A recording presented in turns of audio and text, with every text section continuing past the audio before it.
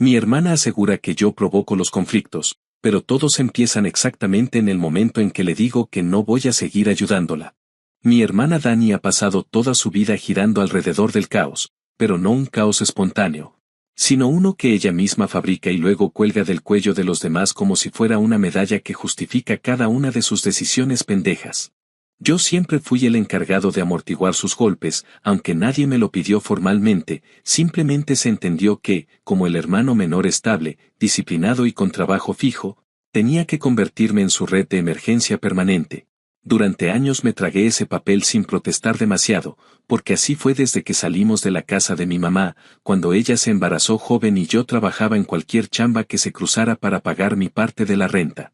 No sé en qué momento me convertí en el adulto de la familia, pero ella encontró la forma de acomodarse en esa imagen hasta que ya no supe dónde terminaban mis límites y dónde empezaban sus exigencias. Todo escaló de verdad una mañana cualquiera de entre semana, cuando apenas estaba despertando y mi celular empezó a vibrar como si se estuviera incendiando. Era Dani, llamando y enviando mensajes diciendo que su carro no prendía y que yo tenía que ir a su casa en ese mismo instante. Yo apenas iba saliendo hacia la obra y ya estaba retrasado, así que le dije que no podía, que tenía que estar en el sitio en cuestión de minutos. Ella contestó con esa voz que se le pone cuando siente que el mundo le debe algo, diciendo que yo siempre provocaba los problemas, que ella solo necesitaba que yo no fuera un egoísta. En cuanto colgué me quedé con ese ardor en el pecho que da cuando sabes que algo muy jodido se acerca, porque esa frase la había usado antes, justo cuando quería que yo hiciera algo que no me correspondía. Lo raro es que, hasta ese día, yo nunca había dicho un no tan firme. Cuando volví del trabajo, cansado y lleno de polvo, encontré en mi porche a sus dos hijos sentados en el escalón, envueltos en cobijas y rodeados de dos mochilas diminutas. Había una nota pegada en mi puerta donde ella escribió que si no iba a ayudarla con el carro, mínimo le ayudara con los niños mientras ella resolvía otras cosas. No decía cuándo volvería ni a dónde había ido. Pasé el resto de la tarde tratando de localizarla, pero no contestó ni llamadas ni mensajes. Regresó hasta el día siguiente, sin disculpas, sin explicación y con una actitud de esto es lo que hay y te aguantas. Cuando le dije que jamás volviera a dejar a los niños tirados en mi casa sin avisar, se ofendió como si la estuviera atacando, diciendo que yo era un cabrón frío y desconsiderado. Yo traté de no perder la paciencia, pero le dije que tenía que empezar a resolver su vida sin convertirme en su salvavidas automático. Ahí explotó. Me gritó que yo era el que provocaba los conflictos, que ella solo reaccionaba a mi falta de empatía, que si yo fuera un buen hermano entendería que ella no puede sola. Esa frase, él no puede sola, es la que siempre usa cuando quiere que le resuelvan la vida. La utilizó cuando perdió un trabajo porque llegaba tarde, cuando le cortaron la luz por no pagar, cuando la dueña de su departamento quiso desalojarla por acumular retrasos, cuando uno de los papás de los niños desapareció y ella esperaba que yo asumiera la paternidad emocional y financiera. Yo siempre caí, porque me daba lástima, porque no quería ver a mi sobrino sufrir y porque había normalizado la idea de que mis metas tenían que ponerse en pausa cuando ella entraba en crisis. Pero esa mañana con los niños abandonados en mi puerta fue una línea que no podía permitir que volviera a cruzar. El verdadero golpe, sin embargo, vino unos días después. Me empezaron a llegar llamadas insistentes de una tienda de renta de muebles. Yo pensé que era error de sistema, porque jamás he rentado muebles en mi vida. Después de varias llamadas respondí y el empleado me dijo que estaba atrasado en varios pagos de un contrato que yo supuestamente había firmado hacía unas semanas. Me fui de espaldas. Él aseguró que yo aparecía como responsable secundario del acuerdo y que, como no habían recibido los pagos, estaban buscándome para evitar mandar la deuda a cobranza. Fui a la tienda a pedir una copia del contrato y ahí fue cuando todo se conectó como putazo directo a la cara. El documento tenía mi nombre completo, mi dirección y una firma que evidentemente no era mía, una firma torpe que parecía hecha con prisa. Como cuando un niño quiere imitar la firma de un adulto sin saber que cada letra tiene su propio peso. Junto al contrato estaba la copia de un viejo identificador que yo había tirado hace años, uno que un día perdió vigencia y pensé que había roto correctamente, pero claramente ella lo encontró entre mis cosas cuando alguna vez le di entrada libre a mi casa para que pasara un rato. Ver todo aquello me dejó temblando, no de miedo, sino de un enojo tan profundo que me ardían los dientes. Llevo años sosteniendo a Dani y jamás imaginé que la cabrona sería capaz de falsificar mi identidad para sacar muebles que, según su historial, terminarían impagos, perdidos o revendidos. Ahí entendí que la relación ya había cruzado un límite sin retorno, que mi hermana no estaba solo acostumbrada a que yo la ayudara, sino que estaba dispuesta a arrastrarme con ella si eso le daba 30 segundos de comodidad. Salí de la tienda con las copias del contrato y la sensación de que acababa de desenterrar la verdadera raíz de todos nuestros problemas. Ella nunca vio mis ayudas como actos de cariño, sino como obligaciones permanentes que le permitían hacer y deshacer sin ninguna consecuencia real. Esa noche no pude dormir. Repasé todo lo que había pasado en los últimos años, cada ocasión en que ella me dijo que yo provocaba los conflictos cuando me negaba a rescatarla, cada situación donde yo quedaba como el malo por no cumplirle un capricho o no resolverle un error. Hasta entonces pensé que era solo manipulación emocional, pero al ver esa firma falsa entendí que, de no haber puesto un alto, eventualmente habría terminado con deudas, demandas o incluso problemas legales que yo jamás busqué. Y ahí tomé la decisión de que no iba a volver a ser el adulto de su vida solo porque ella se cansó de serlo. Mi historia sigue, y las consecuencias apenas empiezan. Actualización 1. Habían pasado varios días desde que descubrí el contrato falso y, aunque intenté seguir mi rutina normal en el trabajo, la verdad es que mi cabeza no dejaba de dar vueltas con todo lo que había visto en esa tienda. Seguía repasando una y otra vez la firma torcida, la copia vieja de mi identificación y los datos personales que nadie debería tener excepto yo. No era solo el hecho de que Dani hubiera falsificado la firma, sino la parte más profunda y jodida de todo esto. Ella sabía perfectamente que yo tenía buen crédito. Sabía que rara vez discutía con los empleados de ningún lado y también sabía que, si la cosa se ponía fea, era muy probable que yo terminara pagando por tal de evitarme problemas legales. Esa certeza, esa confianza tan torcida en que yo iba a protegerla aunque ella estuviera jodiéndome la vida, fue lo que terminó descomponiéndome por dentro. Yo no era un hermano, era un recurso. Ella no me veía como familia, sino como el salvavidas que había que exprimir mientras le quedara aire. En ese punto ya no tenía sentido seguir esperando a que ella diera la cara por su cuenta, así que aproveché uno de mis días libres para ir a la estación de policía y hablar con alguien que pudiera explicarme qué opciones tenía. Yo no quería meter a mi hermana a la cárcel así como así, tampoco soy un santo ni pretendo tener la conciencia completamente limpia, pero necesitaba protegerme, porque ese tipo de cosas, si no se frenan a tiempo, terminan convirtiéndose en un patrón que avanza como una plaga. Me atendió un oficial que llevaba cara de no querer lidiar con más dramas familiares, pero en cuanto vio las copias del contrato y escuchó mi versión, cambió la postura. Me preguntó cómo consiguió ella una identificación mía, si tenía acceso a mis cosas, si alguna vez le había dado permiso de entrar libremente a mi casa. Me escuché a mí mismo diciéndole que sí, que ella entraba a veces cuando necesitaba hablar o dejar a los niños un rato, y me sentí como un idiota al decirlo. Porque sin darme cuenta le había permitido exactamente lo que necesitaba para joderme, acceso y confianza. El oficial me dijo que aquello encajaba en falsificación y posiblemente fraude, pero que el siguiente paso dependía de qué quería hacer yo. Esa pregunta se me quedó clavada en el pecho. No se trataba de querer o no querer joderle la vida a mi hermana, se trataba de decidir si estaba dispuesto a seguir sacrificando la mía por no ser el malo. Después de unos minutos de silencio, le pedí que me explicara el proceso.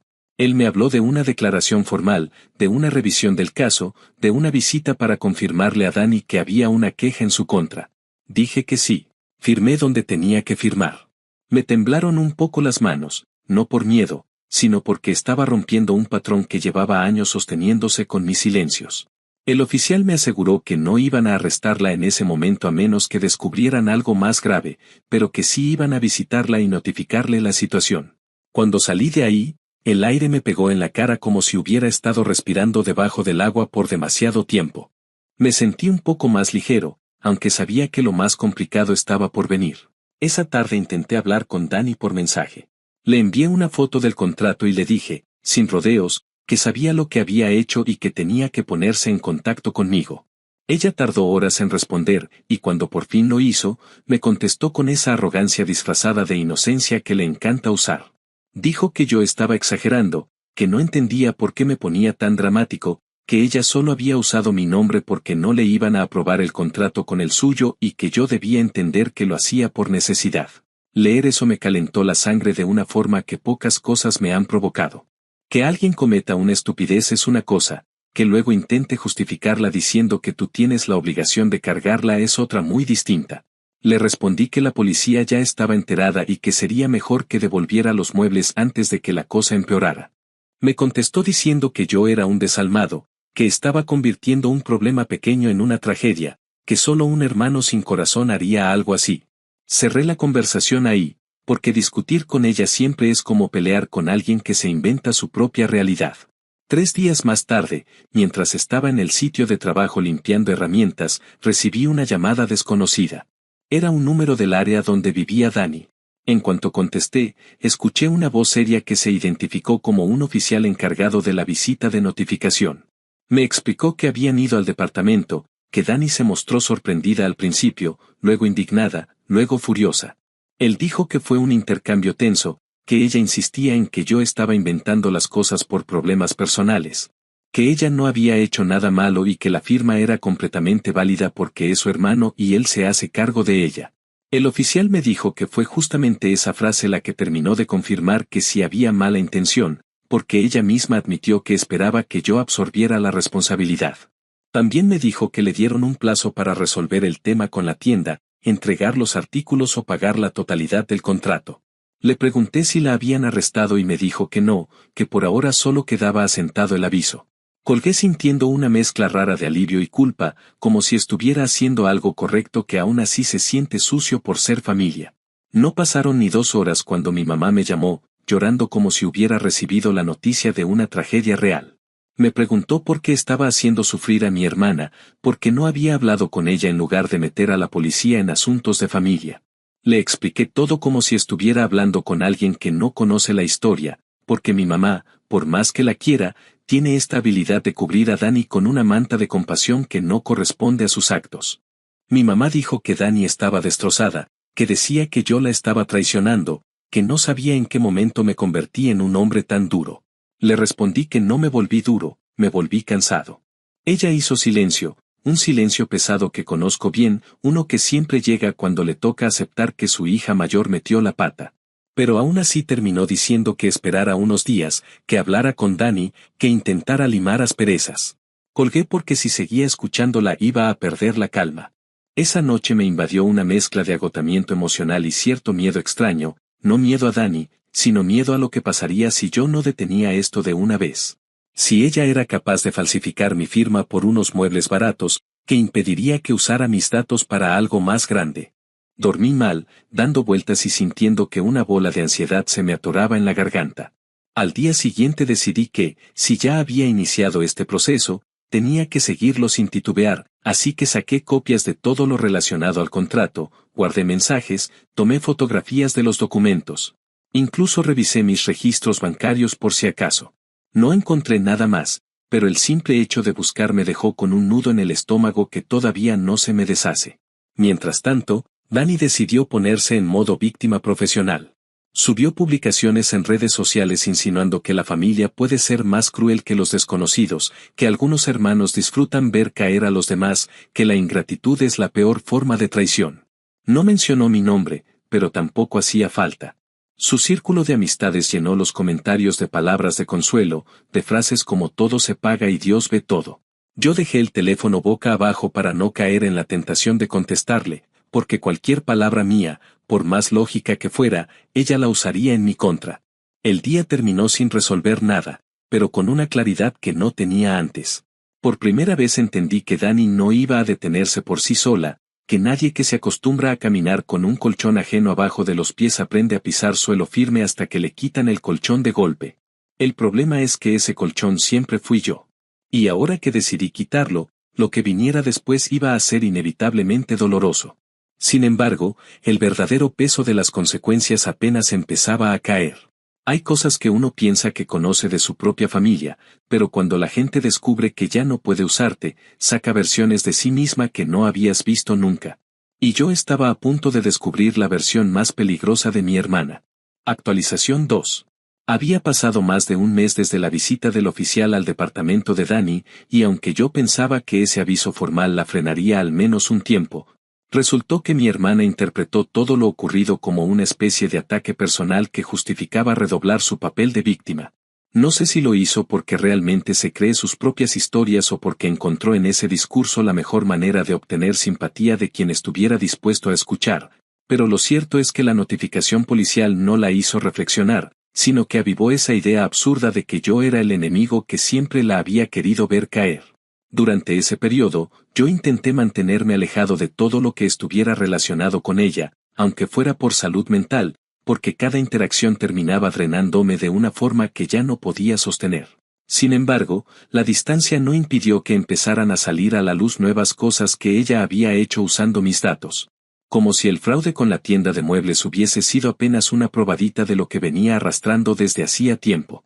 Todo comenzó cuando recibí una carta del Estado indicando que mi dirección había sido verificada recientemente para trámites de asistencia pública que yo jamás había solicitado.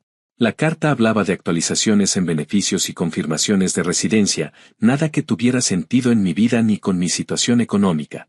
Llamé al número que aparecía ahí y, tras media hora de menú automático, un empleado me explicó que la dirección había sido asociada al nombre de Dani junto con la información de sus hijos, y que era común que las familias compartieran domicilio para fines administrativos. Le dije que aquello era incorrecto y que necesitaba desvincular mi dirección de cualquier trámite suyo, pero el tipo me respondió que solo podían hacerlo con una declaración firmada y presentada de manera formal. Esa llamada me dejó helado porque significaba que ella llevaba tiempo usando mi domicilio como si fuera suyo, algo que quizás había empezado con una simple conveniencia y terminó convirtiéndose en una costumbre que, por supuesto, ella nunca consideró necesario consultarme. Al día siguiente busqué un abogado especializado en identidad y fraude menor, una de esas personas que saben exactamente cómo escribir las palabras de forma que no haya ambigüedad posible. Le expliqué lo del contrato de muebles, lo de la dirección, lo de mi identificación vieja y toda la historia de dependencia forzada que ya venía acumulando desde hace años. Él me escuchó con esa expresión de alguien que ha visto suficientes casos similares como para saber que el problema nunca empieza con un solo hecho aislado, sino con una serie de pequeñas concesiones que se van sumando hasta que la otra persona da por sentado que tiene derecho a manejarlas a su antojo. Me propuso redactar una carta de no autorización, algo así como un documento en el que yo establecía de manera clara y legal que mi dirección, mis datos personales y cualquier información vinculada a mi identidad quedaban prohibidos para su uso en trámites, compras o solicitudes de beneficios. También incluyó una advertencia preventiva donde se hacía constar que, en caso de reincidencia, podía proceder a una denuncia más fuerte sin previo aviso. Firmé todo, lo llevé a notar y envié una copia certificada a cada oficina correspondiente. Era un proceso lento y burocrático, pero necesario. La copia dirigida a Dani también se envió por correo certificado, lo cual significaba que ella tendría que firmar al recibirlo. No habían pasado ni 40 minutos desde que apareció la notificación de entrega cuando mi teléfono empezó a sonar con insistencia. No contesté. Sabía perfectamente qué clase de escena estaba haciendo. Después vino una ráfaga de mensajes donde ella exigía que le explicara por qué estaba armando un caso legal para destruirla, por qué quería arruinar la única ayuda que tenía, porque la trataba como si fuera una delincuente. No entré en su juego. Me limité a responderle con una única frase: ya no puedes usar mis datos para nada y no pienso discutirlo. Su reacción fue inmediata. Me escribió diciendo que yo era un traidor, que ella jamás pensó que yo sería capaz de algo así, que estaba actuando como un desconocido. Me soltó un párrafo entero lleno de reproches que terminaba diciendo que si la vida le daba la espalda, sería por mi culpa. Cerré la conversación sin responder. No había manera de razonar con alguien que vivía convencida de que toda consecuencia era en realidad un ataque personal. Unos días después, comencé a notar que Dani estaba más activa en redes sociales de lo normal. Ese siempre ha sido su refugio cuando necesita validación, un espacio donde puede construir una versión de la historia que se acomode a su narrativa y donde la gente, sin saber la verdad, le da aplausos por ser una madre luchona incomprendida. Esta vez no fue distinto. Publicó textos larguísimos hablando de cómo algunos hermanos se convierten en verdugos, de cómo la familia es más cruel que los extraños, de que hay personas que se olvidan de dónde vienen apenas tienen un poco de estabilidad. Lo más perturbador era que lo publicaba con una seguridad tan firme que era evidente que, al menos en su mente, ella era realmente la víctima. No me sorprendió ver comentarios de sus amigas diciendo que yo era un egoísta, que ella merecía apoyo, que era injusto que estuviera pasando por tanto. Lo que sí me dejó inquieto fue leer a mi propia madre comentar que estaba orando por ella, como si el castigo que estaba viviendo fuera una injusticia divina y no la consecuencia lógica de sus actos. En medio de todo esto, la tienda de muebles me llamó para decirme que Dani había decidido devolver los artículos después de enterarse de la notificación formal. El gerente me explicó que ella llegó con una actitud defensiva, que insistía en que aquello era un malentendido y que yo había exagerado, pero que al final entregó todo para evitar que la deuda creciera. Cuando colgué, sentí una mezcla rara entre alivio y tristeza. Alivio porque al menos una parte del problema estaba resuelto, y tristeza porque ahí estaba, una vez más, repitiéndose la misma dinámica, ella hacía algo grave, yo intervenía para protegerme. Y luego ella se hacía la víctima mientras yo quedaba como el villano ante los ojos de la familia. Una semana más tarde, recibí la visita del abogado para revisar los documentos enviados y asegurarnos de que las oficinas estatales habían procesado mi declaración. Mientras discutíamos los últimos detalles, él me preguntó si yo esperaba que esto calmara la situación o si contemplaba que Dani intentara algo más. No supe qué responderle. Una parte de mí quería creer que esto pondría un alto, pero otra parte sabía que ella, cuando se queda sin acceso a algo que considera suyo, es capaz de buscar nuevas formas de obtenerlo. Mi silencio pareció darle su propia respuesta, porque él terminó diciéndome que debía estar preparado para cualquier reacción emocional que la llevara a intentar otros métodos de manipulación. Resulta que esa advertencia no tardó en hacerse realidad. Pasaron algunos días relativamente tranquilos, hasta que mi mamá me llamó una noche diciendo que Dani estaba muy mal, que se sentía traicionada, que no entendía por qué yo la trataba como a una desconocida. Mi mamá dijo que Dani estaba llorando frente a ella, jurando que no había tenido mala intención al usar mi nombre, que solo estaba desesperada y que yo, como su hermano, debía entender que había momentos donde la familia debía ponerse por encima de la ley. Esa llamada me partió algo por dentro, no porque creyera su versión, sino porque mi mamá, en lugar de tratar de ser objetiva, había decidido tomar la interpretación que mejor la hacía sentir a ella.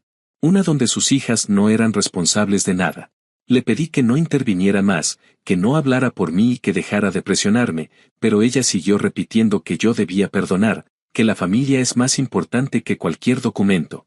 Colgué con una sensación amarga. Me di cuenta de que poner límites no solo había destapado el lado más agresivo de Dani, sino también el miedo de mi mamá a aceptar que su hija mayor podía ser el tipo de persona que hace daño incluso a quienes más la han ayudado. La reacción de ambas era una prueba clara de que la dinámica familiar estaba cambiando y de que, al romper el ciclo, inevitablemente iba a quedar como el malo para quienes preferían mantener la ficción de que todo estaba bien. Aún así, dentro de ese caos emocional, había surgido algo nuevo en mí. Por primera vez en mucho tiempo, sentía que tenía control sobre mi propia vida. Poner límites no había sido fácil, ni cómodo, ni agradable, pero era necesario. Lo que yo no sabía era que la verdadera sacudida todavía no llegaba, porque cuando alguien está acostumbrada a sostenerse de los demás, lo más peligroso no es cuando pierde el apoyo, sino cuando empieza a hundirse y busca desesperadamente a quien arrastrar con ella. Mis advertencias legales habían sido apenas el primer paso en una cadena de consecuencias que Dani aún no estaba lista para enfrentar. Y yo tampoco estaba preparado para la magnitud del desastre que estaba por venir, ese que confirmaría que la caída de alguien que nunca aprendió a pararse sola puede ser mucho más ruidosa de lo que uno imagina. Actualización final. Pasaron varias semanas en las que la tensión parecía haberse asentado como una capa de polvo que nadie se atreve a limpiar por miedo a descubrir qué hay debajo. Dani había dejado de escribirme de manera directa, aunque cada tanto lanzaba indirectas en redes sociales que mis conocidos me enviaban por curiosidad o morbo. Yo las ignoraba, no porque no me afectaran, sino porque ya había entendido que cualquier respuesta mía solo se convertiría en una nueva excusa para que ella se hiciera la víctima y reescribiera la narrativa a su conveniencia. En ese punto me encontraba mentalmente agotado, pero también con una determinación que nunca antes había tenido, no volver a permitir que ella utilizara mi vida como extensión de la suya. Creí que con todo lo que había pasado las cosas se enfriarían poco a poco, que finalmente Dani aprendería, aunque fuera a golpes, que mis límites no eran negociables. Esa esperanza, sin embargo, se derrumbó en cuanto el siguiente capítulo de esta historia tocó a mi puerta, literalmente. Una mañana de mediados de mes, cuando me disponía a salir al trabajo, escuché golpes insistentes en la puerta principal. No eran golpes agresivos, sino esos golpecitos rápidos y ansiosos que uno identifica como alguien buscando atención inmediata. Abrí, todavía medio dormido, y ahí estaba Dani con los ojos hinchados, los niños abrazados a sus piernas y 3 bolsas de basura llenas con ropa y objetos al azar. No hizo falta que hablara para entender lo que había pasado. Se le notaba en la postura, en el temblor de las manos, en la forma en que ni siquiera intentó saludar. Me dijo que la habían desalojado, que no pudo ponerse al corriente con los pagos y que necesitaba quedarse conmigo y con los niños solo un tiempo, que era cuestión de días. Que en cuanto encontrara otro lugar se iría sin molestar. No sé si ella realmente pensó que, después de todo lo ocurrido, yo abriría la puerta como si nada, o si estaba apostando a que mi empatía habitual finalmente cedería. Lo que sí sé es que esa escena, verla ahí parada con toda su vida metida en bolsas improvisadas, produjo una mezcla extraña en mí entre compasión y una enorme rabia contenida. Le dije que no podía quedarse, que ya no era opción. Ella insistió con un tono cada vez más desesperado, diciendo que no tenía a dónde ir, que la estaban dejando en la calle, que nadie más en la familia podía recibirla. Cuando vio que no me movía, cambió de estrategia. Me dijo que yo era cruel, que estaba rechazando no solo a ella sino también a mis sobrinos, que estaba destruyendo la última oportunidad de reconciliación entre nosotros. Escuché cada palabra sabiendo que eran parte del mismo libreto de siempre, donde sus acciones nunca eran la causa real de nada y donde todos los demás, especialmente yo, teníamos el deber moral de rescatarla. Intenté mantenerme firme, pero durante un segundo dudé al mirar a los niños, que no entendían por qué su madre estaba discutiendo afuera de la casa de su tío. Me obligué a recordar que ellos no estaban así por culpa mía, que yo no era el origen de esta situación y que permitir que Dani se instalara nuevamente bajo mi techo solo perpetuaría el ciclo que había intentado romper. Cuando finalmente comprendió que no la dejaría pasar, comenzó a gritarme que era un desalmado, que ella nunca me perdonaría esto y que recordaría el día en que la dejé sola. Esa parte me dolió más de lo que quiero admitir, pero aún así le cerré la puerta. Me quedé ahí un momento, apoyado en la madera, sintiendo cómo la adrenalina se me acumulaba en el pecho. No quería que los niños vieran más de la discusión, así que, después de respirar hondo, llamé a servicios sociales. Expliqué la situación con la mayor calma posible y pedí que enviaran a alguien para ayudar a Dani con opciones de albergue o asistencia temporal. Cuando llegaron, ella seguía afuera con una expresión que mezclaba incredulidad y furia, como si no pudiera procesar que yo realmente estuviera dando un paso tan definitivo. Los trabajadores sociales hablaron con ella un largo rato. Vi desde la ventana cómo alternaba entre llorar, quejarse, señalar mi casa y negar cualquier responsabilidad. Finalmente se marcharon con ella y los niños, sin mirarme. Esa noche apenas dormí. No por remordimiento, sino porque entendí que había cruzado la última línea que Dani nunca imaginó que cruzaría. Creció convencida de que yo siempre estaría obligado a salvarla, incluso cuando me destruyera en el proceso. Haberle cerrado la puerta significaba romper la pieza central del juego que ella había sostenido toda la vida. Mi mamá me llamó al día siguiente, histérica, reclamándome que cómo era posible que hubiera dejado a mi hermana frente a un albergue, que qué clase de hermano hacía eso. Le respondí con la voz más serena que pude que ya estaba cansado de cargar los errores de Dani, que yo no iba a hacer el sacrificio interminable que todos esperaban. Ella lloró, diciendo que yo estaba siendo injusto y que algún día lamentaría haber actuado así. No le contesté. Ya no tenía energía para explicar algo que ella no estaba dispuesta a entender. Con el paso de los días, me llegaron comentarios y rumores de que Dani estaba diciendo por todos lados que yo la había dejado en la calle sin motivo, que yo me había vuelto arrogante desde que tenía trabajo estable, que yo la había traicionado justo cuando más me necesitaba. No me molestaba escuchar eso, lo que me inquietaba era la facilidad con la que ella podía deformar la realidad para adaptarla a su necesidad de victimizarse. Comencé a notar que ya no podía caminar tranquilo sin repasar mentalmente cada decisión mía, no por culpa, sino porque ahora me preguntaba cuántas veces en el pasado me dejé manipular por ese mismo discurso. Era como ver todo desde fuera con una claridad que no había tenido nunca. A pesar de todo lo que ocurrió, no puedo negar que pensé en los niños más de lo que pensé en ella. Me preocupaba que estuvieran envueltos en un caos constante sin tener ninguna culpa.